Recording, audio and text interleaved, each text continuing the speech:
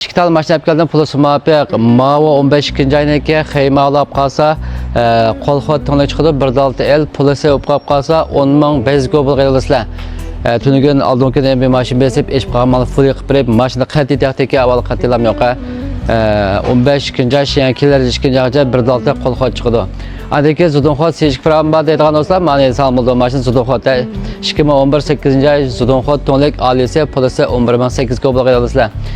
Mayısar piyat tüven Nisan cemiyetinden Nisan Yangon'da emez Zudunxot sejik pramba deydiğin olsa, mani edip alanlar. Maşında urupçuklar katılam yok, maşın sırayavalı benim yerler pak güzel. Maşının Zudunxot'un en alisi ışıkları barmak çıkıdı.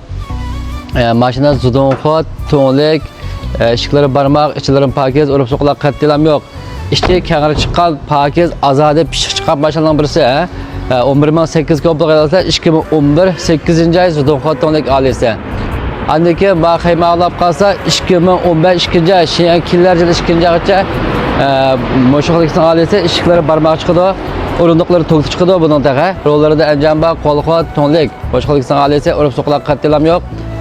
Bunun ama gençlik boğazı callaklı yol sepirme. Pulusu 10.000 bezgi kopuk edilse 2015'niki. Bir daltı elmadar çıkıdı, Mayısar piyat tüven. Bakayma alıma pişik çıkan maşallah ihtiyacı varsa arap hanı gep kısalmadı yakında kollatkan hemen köpüge bir rahmete.